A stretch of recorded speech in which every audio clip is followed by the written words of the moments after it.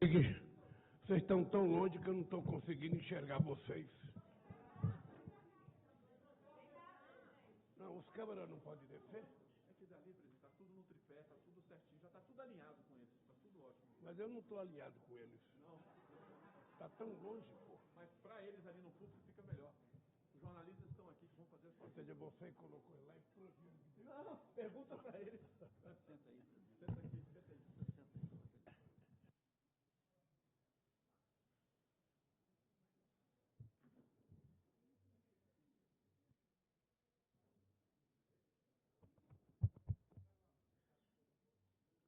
Bem, boa noite a todas e a todos.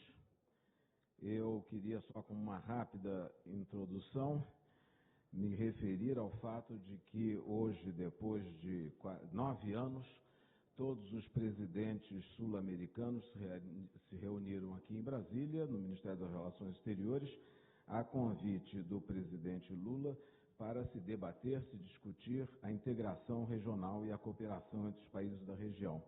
Estiveram 10 chefes de Estado, um chefe de governo do Peru e o presidente Lula. Todos, portanto, a representação de todos os países da região. Os trabalhos se realizaram na parte da manhã e da tarde, com declarações de todos os chefes de Estado na parte da manhã. Depois do almoço, houve uma discussão sobre os projetos e as perspectivas de integração e cada um dos chefes de Estado pôde fazer suas propostas. No final da reunião, foi aprovado o Consenso de Brasília, um texto, uma declaração de todos os chefes de Estado e do chefe de governo a respeito da reunião. Não sei se já foi distribuída à imprensa, já foi, portanto, não é necessário que eu leia. Só gostaria de ressaltar que todos os temas abordados são temas da maior importância do momento atual, reconhecendo os desafios desse momento e, sobretudo, buscando deixar uma plataforma para que se continue a discutir os temas de integração no futuro. Os presidentes incumbiram os seus ministros do exterior, criando um grupo de trabalho, uma comissão, para que possam, então, dar seguimento a essa reunião de hoje, continuar examinando num outro âmbito, com mais informalidade, com um trabalho mais direto, estudando os resultados da reunião de hoje e propondo novos passos, novas etapas para o futuro. Basicamente, são esses os dados que dão esta moldura do que aconteceu hoje. Evidentemente, além da reunião em si específica, os chefes de Estado mantiveram reuniões bilaterais, o presidente Lula se reuniu com alguns chefes de Estado e outros se reuniram, tiveram outras reuniões bilaterais também. No final da sessão, foi aprovada por aclamação esse texto do chamado Consenso de Brasília. Esses são os fatos que eu queria explicar sobre essa reunião de hoje. Muito obrigado.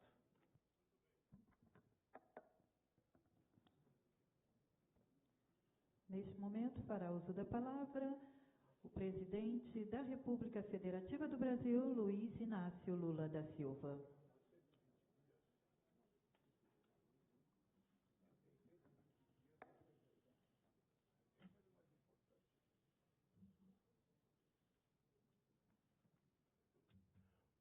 Uma coisinha só para complementar a fala do ministro Mauro, é que esse grupo que foi criado de chanceler, esse grupo tem 120 dias para apresentar numa próxima reunião as propostas que eles conseguiram concluir.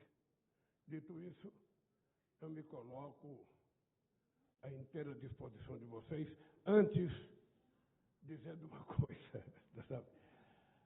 É a primeira reunião com os presidentes da América do Sul que eu participo nesses 13 anos.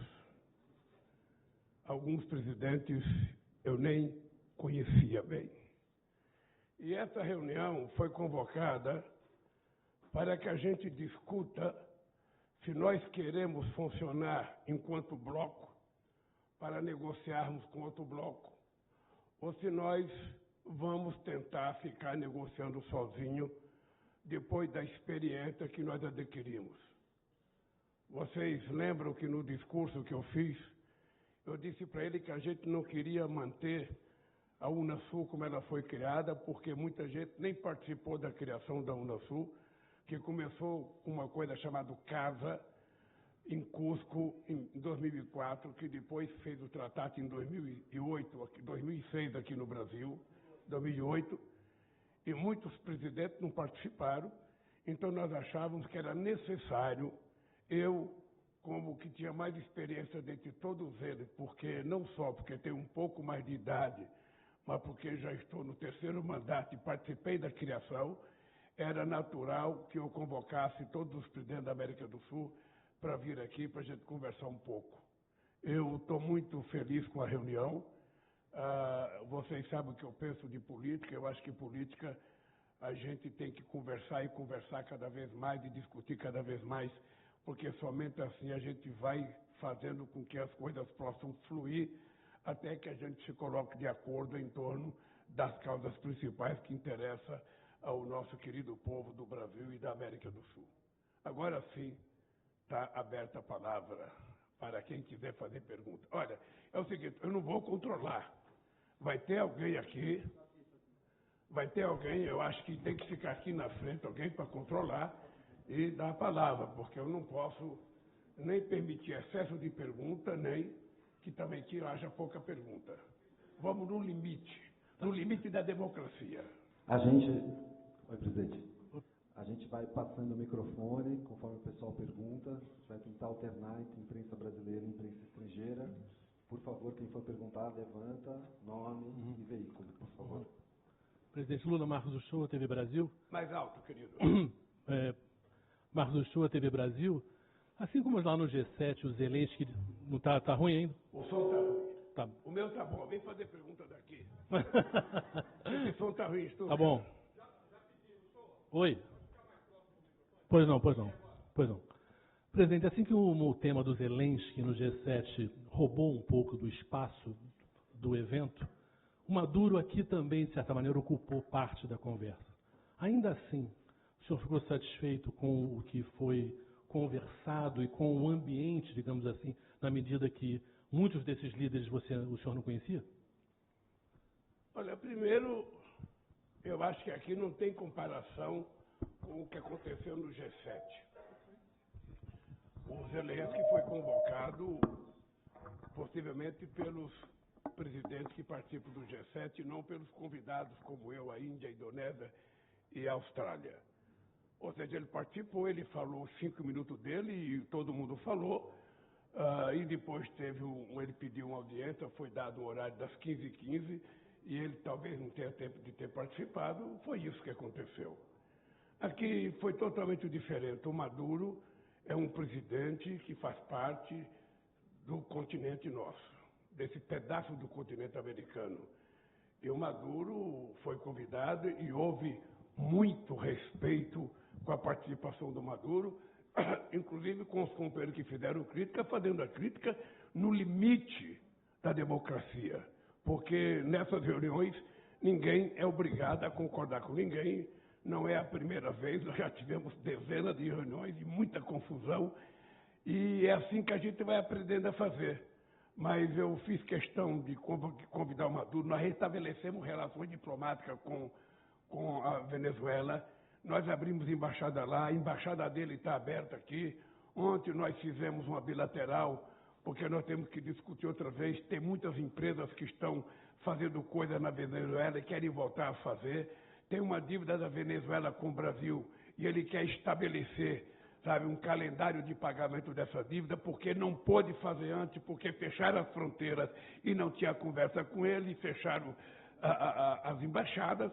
Então agora ele vai fazer aquilo que é normal, vai restabelecer a relação, vai estabelecer um calendário de pagamento e o Brasil vai voltar a estabelecer a sua política de relação com a Venezuela, que era muito importante.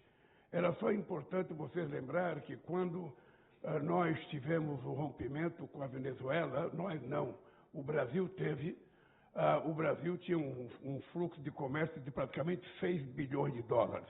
Hoje é 1 bilhão e pouco. É muito pouco diante daquilo que a gente pode fazer de crescimento na América do Sul. Tem muita gente que acha que crescimento se dá com acordo com a União Europeia, com os países da Europa. É tudo muito bonito, mas não passa de 8, 9 bilhões. Com a Argentina, a gente chegou a quase 40 bilhões. Numa demonstração de que na América do Sul tem um espaço extraordinário de crescimento para todos os países que se dispuserem a estabelecer regras de comercialização mais democrática.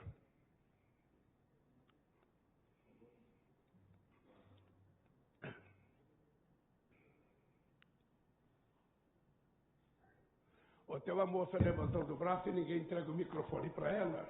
Sou eu, aqui. Aqui, presidente Lula. Ô Zé, fica aqui no meio, Zé. Fica aqui no meio, não fica escondido, querido. Fica ali, ó.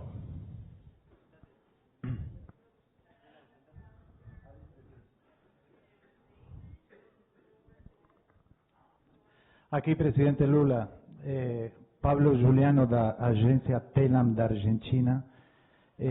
Primeiro eu queria perguntar sobre o apoio, como continua o apoio brasileiro para a Argentina perante o FMI e as garantias que o Brasil precisa para o comércio bilateral. E segundo, uma palavrinha, pegou carona da anterior pergunta, sobre a objeção que fizeram os presidentes do Uruguai e do Chile, feita pelos presidentes do Uruguai e do Chile com relação à sua interpretação da palavra narrativa no que diz respeito à situação da Venezuela. Muito obrigada. Bom, primeiro, com relação à Argentina, vocês sabem que eu tenho muita vontade e muita disposição de tentar fazer todo o esforço possível para tentar ajudar a Argentina a sair da situação em que ela se encontra. Não só por causa do pagamento de uma dívida que não foi o presidente Alberto Fernandes que fez, mas por causa de uma seca que causou à Argentina um prejuízo de mais de 20% do PIB. Eu estou empenhado em tentar ajudar a Argentina. Nessa viagem do G7 eu conversei com muitos presidentes para que, junto ao FMI, tente ajudar uma negociação que não coloque uma faca no pescoço da Argentina. Tive uma longa e boa conversa com a diretora-geral do FMI para que ela leve em conta a seca na Argentina e a pandemia e que não exija que a Argentina faça, sabe, um sacrifício insuportável para resolver os problemas com o FMI. Mas, ao mesmo tempo, vocês sabem que desde a viagem que eu fiz para a China, eu tinha conversado com o Xi Jinping para saber se o Banco dos BRICS poderia emprestar, ou pelo menos dar garantia para que o Brasil tivesse possibilidade de emprestar o dinheiro. Não é emprestar dinheiro para a Argentina, é emprestar dinheiro para pagar os exportadores brasileiros.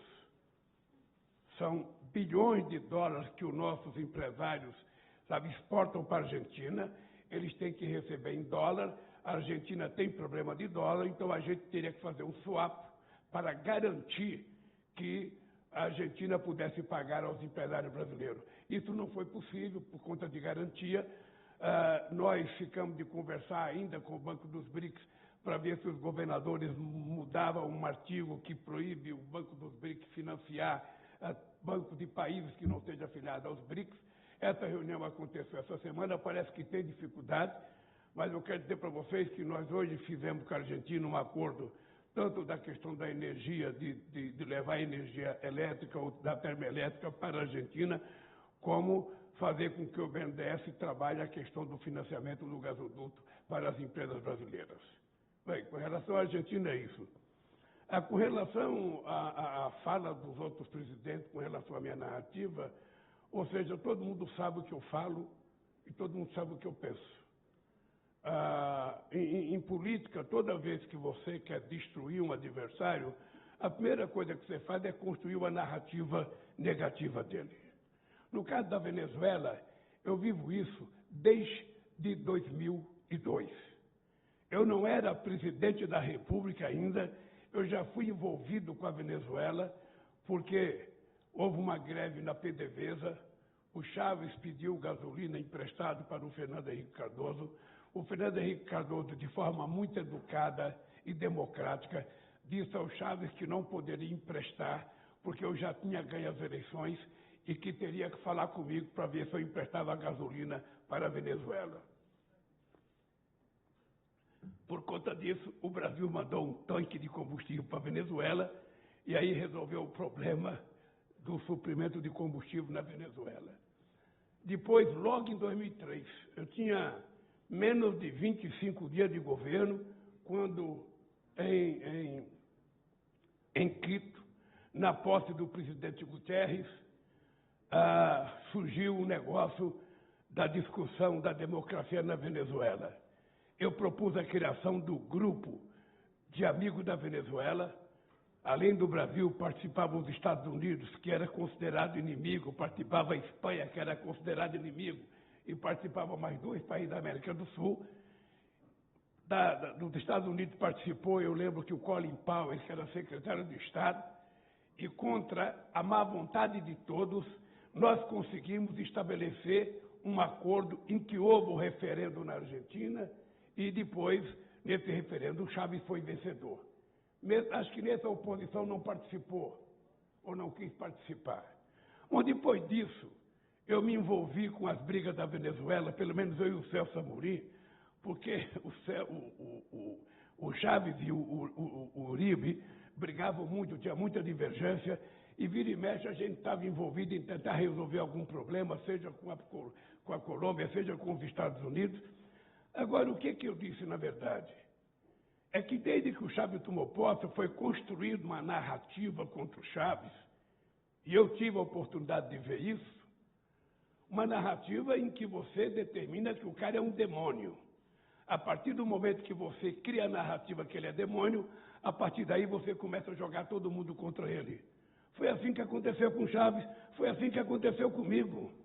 A narrativa construída nos meus processos, as mentiras construídas, a quantidade de horas de televisão que eu tive contra mim, de rádio, de jornal, 60 capas de revista, uma narrativa vendendo uma mentira que depois ninguém conseguiu provar a mentira colocada contra. Então, o que eu disse para o Maduro é que existe uma narrativa no mundo de que na Venezuela não tem democracia e que ele cometeu erros. Eu disse para ele que é da obrigação dele construir a narrativa dele, sabe, com os fatos verdadeiros. Eu vou dizer uma coisa que eu nem deveria dizer, porque é uma conversa entre 2 presidentes, mas eu disse para o Maduro, olha, você precisa, para provar o que você está falando, fazer um documento com a assinatura de todos os partidos de oposição, todos os seus opositores, todo o movimento social, todo o movimento sindical, o parlamento e mais dos 23 governadores, ele tem 19. Faça um abaixo assinado, sabe, com toda essa gente assinando, e peça respeito à soberania da Venezuela. Peça respeito, porque o mundo chegou a eleger um presidente que era, na verdade, uma pessoa que não existia para tirar. A Venezuela sofre um bloqueio de mais de 900 itens, ou seja, é uma coisa desumana, uma coisa, sabe, que jamais deveria existir. Ou seja, e eu acho que a Venezuela merece respeito, e somente com a gente exigindo respeito e trabalhando, a gente pode consolidar o processo democrático na Venezuela. O ano que vem deve ter eleição na Venezuela. Eu acho bom vocês se prepararem para acompanhar, porque aqui você tem um troglodita que não acredita no resultado eleitoral, que não acreditava no Tribunal Superior Eleitoral, que não acreditava no resultado eleitoral e que tentou dar um golpe dia 8 de janeiro. Está cheio de gente que não acredita no resultado eleitoral.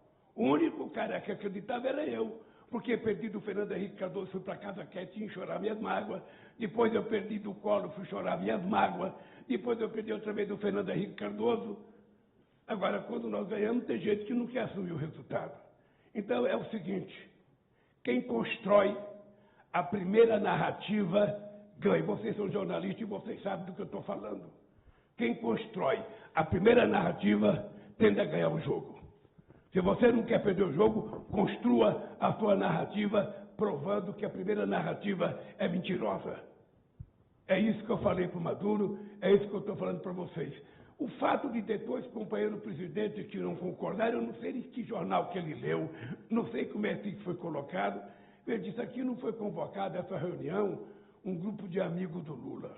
Foi convocado os presidentes dos países da América do Sul para a gente discutir a possibilidade de construir um órgão multilateral capaz de dar densidade orgânica para as nossas relações com outros blocos econômicos. E eu tenho certeza que nós vamos construir, porque o protocolo permitiu que os chanceleres tenham 120 dias para produzir um documento. Nós vamos voltar a nos reunir, talvez em outro país, para que a gente possa afirmar definitivamente o que a gente quer da América do Sul, o que cada país quer para si. Se a gente quer repetir o mesmo erro do século passado ou a gente quer fazer uma inovação. Vocês sabem que eu defendo a ideia de que a gente não pode continuar negociando em dólar. Nós temos que construir uma moeda, sabe, entre os nossos países. Por que eu e a Argentina não podemos negociar nas nossas moedas? Por que o Brasil e a Índia não podem negociar, o Brasil e China? Então, essa é uma discussão que eu quero fazer, porque, sinceramente, se a gente não fizer isso, o comércio fica cada vez mais difícil. Ter que comprar dólar para receber aquilo que eu devo para vender os meus produtos não é correto. Então, todo mundo sabe que eu brigo por isso há muito tempo. Além do que, eu brigo muito pela participação da América do Sul e da América Latina no Conselho Nacional, no Conselho de Segurança como membro permanente. Todo mundo sabe que o Brasil briga há muito tempo. E nós vamos continuar brigando, porque o Conselho de Segurança hoje, sabe, representado pelos 5 países, já não é mais a verdade da geopolítica do mundo. Aquele grupo, Estados Unidos, China, Rússia, França e Inglaterra, que ganharam a Segunda Guerra Mundial, então ficaram os donos do Conselho de Segurança, a geopolítica mudou.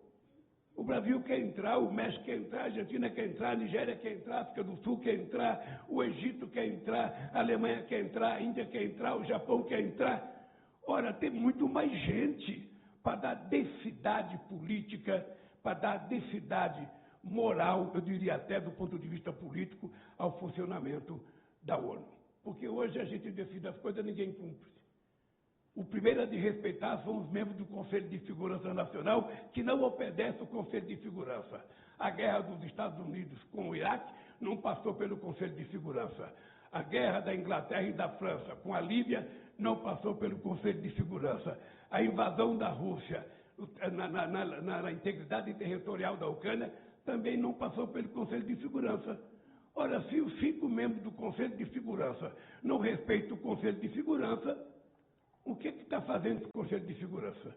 Por isso é que nós achamos que a América do Sul tem que ter uma participação maior, mais efetiva, e não é o Brasil estar lá sozinho. O Brasil, para ir lá, nós temos que mudar a representatividade.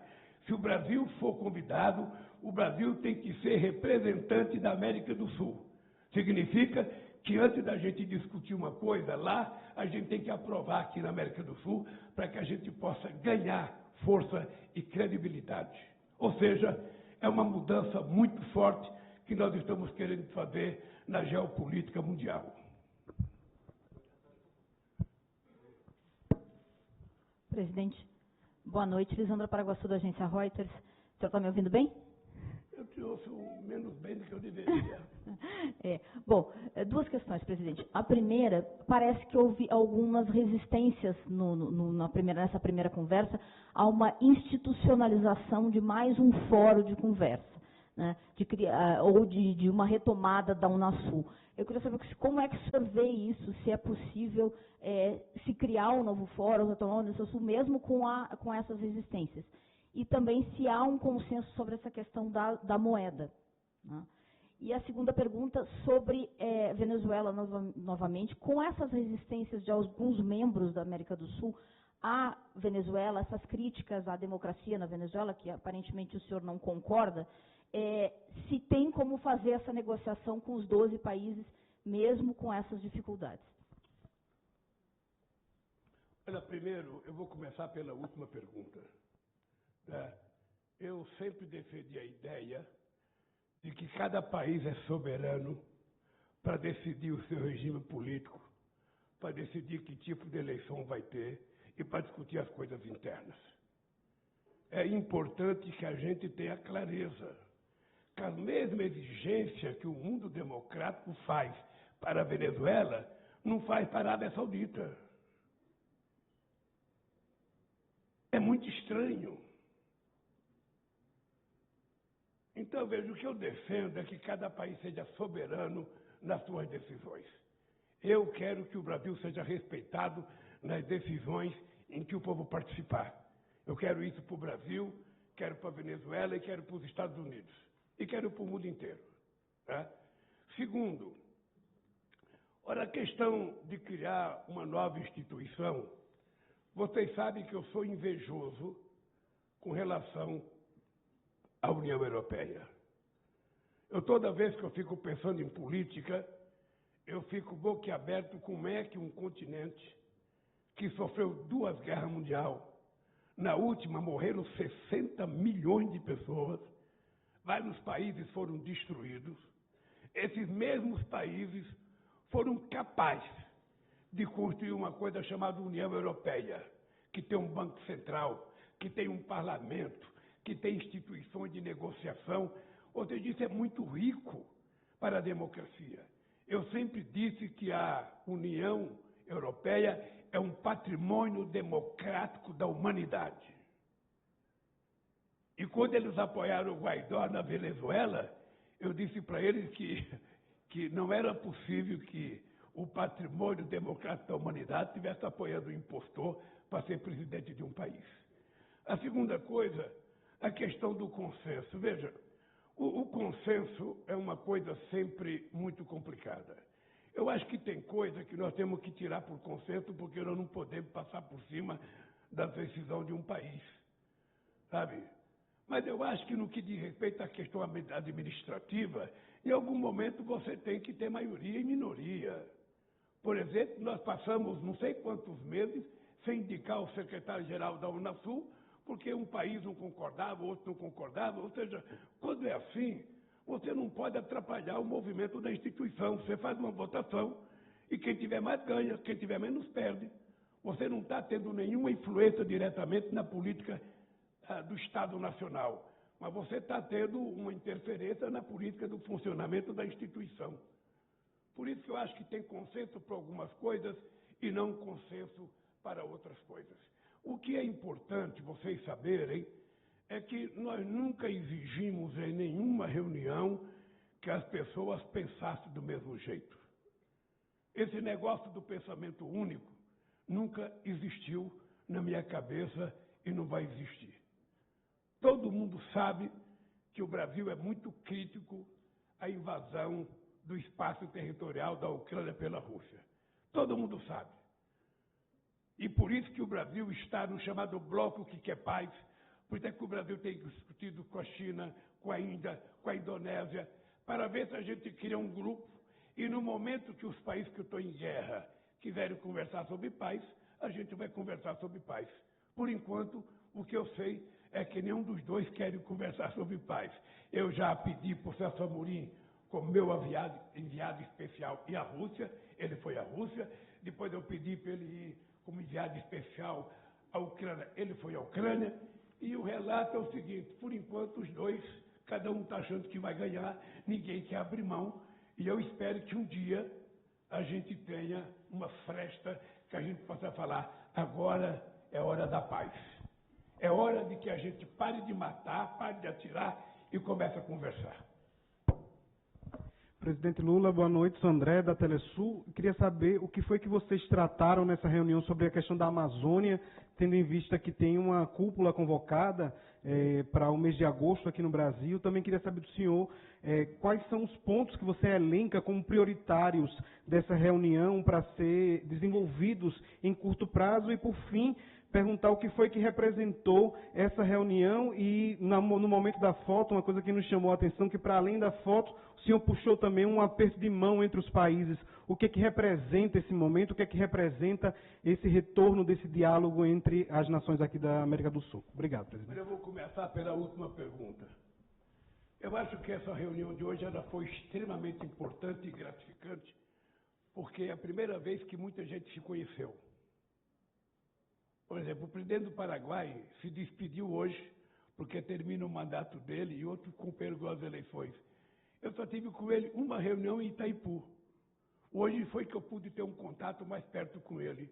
Eu não conhecia vários presidentes, nem o Boric pessoalmente, nem o presidente do Uruguai. Eu vi uma vez porque eu fui a Montevidéu. Ou seja, a gente não tinha relação. Na outra turma que eu participei da outra vez, a gente tinha uma certa irmandade entre Kirchner, Lula, Chaves, Rafael Correa, Evo Morales. Isso não existe mais. Então, está mais plural. E nós precisamos aprender a conviver com essa pluralidade, porque isso significa exercitar a democracia até as últimas consequências. E não é a primeira vez, o companheiro Pinheira ganhou as eleições no Chile da Michelle Bachelet e ele participou da Unasul. O companheiro Uribe, que todo mundo tem como um direitoso, participou da Unasul durante todo o tempo que eu fui da presidente da República. Então, a reunião de hoje é um exemplo de que ou nós resolvemos nos juntar para brigar em defesa dos nossos interesses, ou nós ficamos sendo marionete na mão das grandes economias. Tá? Essa foi uma coisa para mim importante.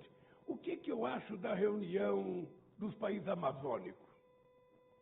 Eu não sei, o Mauro Vieira, se nós fizemos alguma reunião no meu outro mandato. Nós nunca fizemos, eu fui presidente 8 anos e nunca fizemos uma reunião dos países amazônicos. Agora que a Amazônia ganhou um peso importante em toda a discussão do planeta Terra, não tem um país que tenha uma reunião para discutir qualquer coisa que a questão do clima não entre e que não entre a questão da Amazônia. E aí eu preciso me tocar. A Amazônia não é só brasileira. A Amazônia é boliviana, é venezuelana, é colombiana, é peruana, é equatoriana, sabe? É da Guiana. Até a França tem um pedaço na Guiana, que é a Guiana francesa. Então, o que nós fizemos? Vamos fazer uma reunião em agosto, primeiro para a gente conhecer o que pensa cada presidente da sua Amazônia. A gente tem que saber o que cada um pensa. Segundo, a gente tem que saber qual é o processo de ocupação desse território hoje. Como é que são tratados os índios na Amazônia de outros países? Como é que é tratado os madeireiros, os garimpeiros? Como é que é tratada a preservação ambiental, as queimadas, as águas da Amazônia? Tudo isso vai ser uma reunião em que a gente vai poder dizer como é que está o nosso chão, como é que está o nosso país, como é que está o país dos outros, para a gente tomar uma decisão. A partir daí, nós ainda temos um compromisso sério, que é conversar com o Congo, que é outro país que tem uma grande reserva florestal, conversar com a Indonésia, que tem uma outra grande reserva florestal, e somado todos nós juntos, nós vamos ter, quem sabe, uma grande parte da floresta ainda existente no planeta Terra, e quem sabe a gente possa fazer disso uma forma de enriquecimento de cada país para poder melhorar a vida do povo. Eu acho que é isso que está em jogo.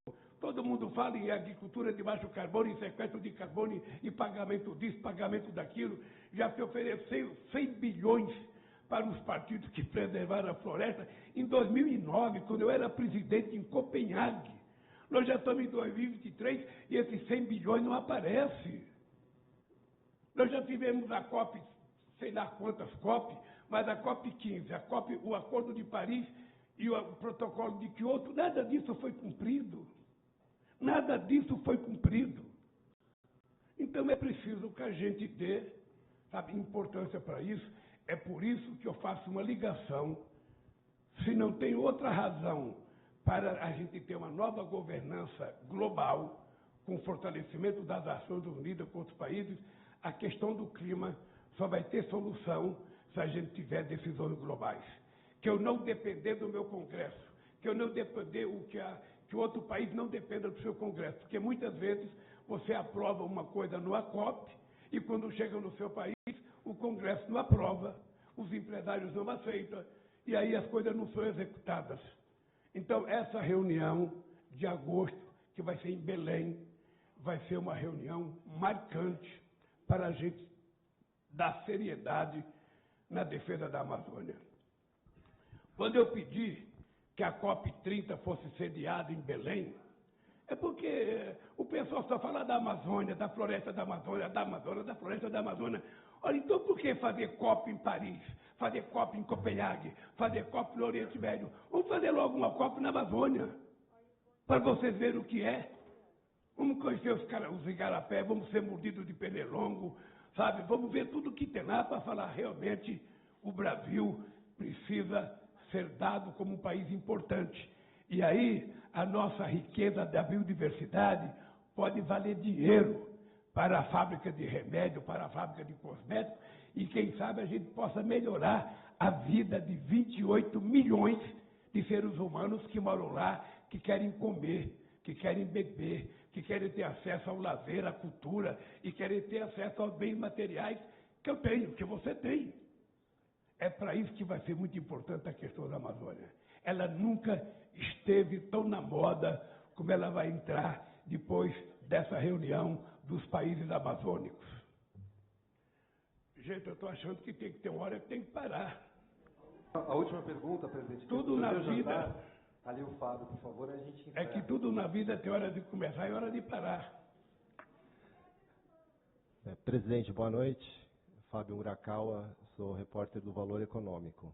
É mais perto para falar, meu filho. Vamos lá. Eu acho que o meu som está perfeito, mas o de vocês... Vou tentar colocar... Está melhor? Tá certo. Presidente, eu queria insistir um pouco nessa questão da Venezuela, né? Quando se diz que se cria uma narrativa contra a Venezuela, geralmente se imagina que são líderes do campo da direita, né, que costumam criar essa narrativa.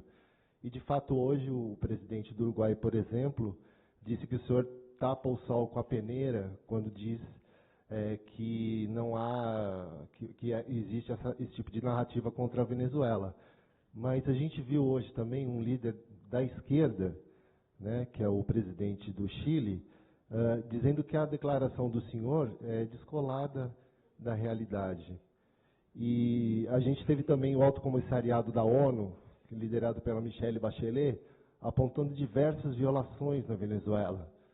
Então, diante disso, eu queria perguntar se o senhor realmente acredita que não tem nada de errado lá, nesse quesito de violações de direitos humanos, de democracia. E se o senhor acha que o Brasil pode exercer o seu papel de liderança também para ajudar a Venezuela nessa questão da democracia.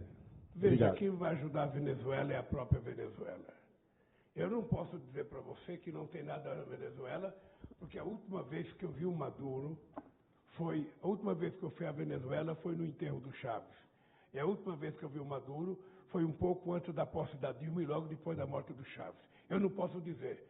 O que eu sei é que no relatório a Michelle Bachelet pede para criar um escritório de direitos humanos e foi criado o escritório de direitos humanos.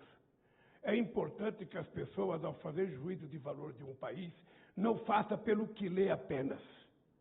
É importante as pessoas irem lá para ver. Eu fazia tempo que não ia na Venezuela, mandei o Celso Amorim lá. Conversar com empresários, conversar com jornalistas, conversar com a oposição, como ele conversou, para voltar e me dar uma imagem de como é que está a Venezuela. O que o Celso me disse é que nunca viu, desde o tempo que a gente frequenta a Venezuela, uma tranquilidade, porque ele conversou com a oposição, com os partidos de oposição, com o empresário, com o jornalista, que está tendo a Venezuela. Vai ter eleições agora. Não é possível que de 29 eleições o cara tenha ganho 27 ou 25. Não é possível que de 23 governadores ele tenha eleito 19. E ele perdeu exatamente na cidade do Chaves. Não é possível que não tenha um mínimo de democracia na Venezuela. Não é possível.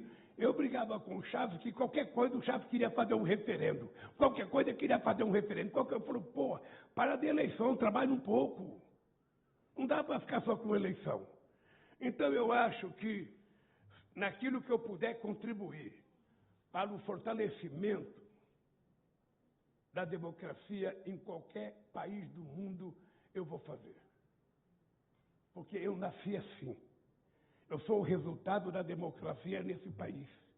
Mesmo quando a imprensa tentou me destruir, ela contribuiu para que eu estivesse onde eu estou. Então, o fato do cidadão ter o direito de falar mal, de discordar, é tudo o que me interessa. Eu fui presidente 8 anos, nunca precisei almoçar com nenhum jornal, nenhuma televisão, nenhuma rádio, nunca precisei chamar o editor para conversar. Fui candidato, nunca procurei, e estou na presidência e nunca vou procurar. Eu quero respeitá-los como eles são, eu quero que eles me respeitem como eu sou. É isso, meu caro. O resto da gente ficar ouvindo dizer, não vai lá para ver. Vai lá para ver. Eu conheci um cidadão não democrático aqui no Brasil. Eu conheci aqui um fascista, que durante 4 anos nunca conversou com o sindicato, nunca conversou com o empresário, nunca conversou com o quilombola, nunca conversou com o indígena, nunca conversou com o partido político, com ninguém. Aí eu conheci no Brasil. E ele foi, sabe, exposto para fora pelo povo brasileiro que estava cansado. Se vocês me perdoam, agora quem está cansado sou eu. Eu quero pedir desculpas a vocês e vou embora. Haverá outras oportunidades.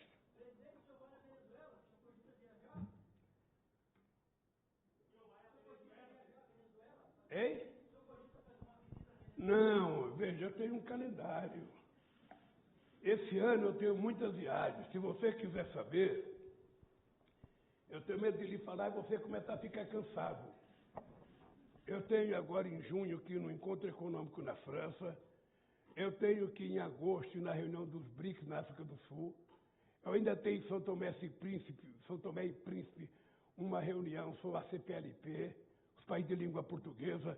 Eu tenho que ir à Índia, sabe, em setembro, para o encontro dos BRICS, do G20, os BRICS da África do Sul. E se depois de tudo isso eu estiver vivo, aí quem sabe você marca uma reunião na Venezuela e eu vou lá conversar com o Maduro. Eu preciso visitar toda a América do Sul. Faz parte da minha cultura política visitar todos os países que o Brasil tem relação.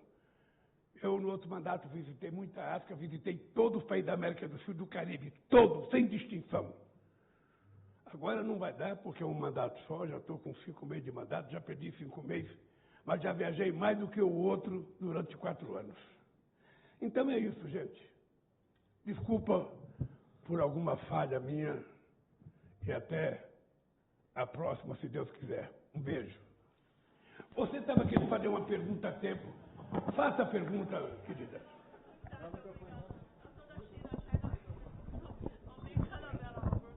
Eu sou da China, China Media Group, a emissora nacional da China. A gente tem muito interesse em saber, como você expressou na reunião, que o Brasil quer criar uma moeda comum na região e como eu sei que você já expressou antes que o Brasil também quer criar uma moeda com os países dos BRICS. Porque você tem essa ideia, que isso significa que o Brasil quer depender menos da economia dos Estados Unidos, ou vamos dizer que o Brasil quer o fim da hegemonia da moeda dos Estados Unidos. Obrigada, presidente. Olha, quando nós tínhamos o ouro como paridade, os Estados Unidos não pediu para ninguém e fez com que o dólar passasse a ser a paridade. A União Europeia criou o euro. Por que os BRICS não podem criar uma moeda? Por que país como a China, com 1 bilhão e 400 milhões de habitantes, a Índia com 1 bilhão e 400 milhões de habitantes, o Brasil com 220 milhões de habitantes, por que a gente não pode criar uma moeda? Por que a gente é obrigado a ter que comprar dólar para fazer o nosso comércio? O que eu acho estranho é que a nossa imprensa acha esquisito isso. Sabe aquela ideia do cara que não quer independência? Tinha muita gente que não queria independência. Quando o Dom Pedro criou a independência, ou morto no Ipiranga, a independência só vai acontecer em julho de 2023 com os baianos, expulsando os portugueses. Então, ter moeda, a moeda faz parte da soberania de um país. Se a gente tiver a nossa moeda, junto com outros países, para a gente discutir a nossa relação comercial, é um bem. Não vai fazer mal para os Estados Unidos, porque continua com dólar, mas vai fazer bem para nós. Porque nós vamos ter uma casa de moeda que vai produzir outra moeda, e a gente não fica refém de uma moeda que só os Estados Unidos têm a máquina. Sabe? Então, é só isso. É simples assim.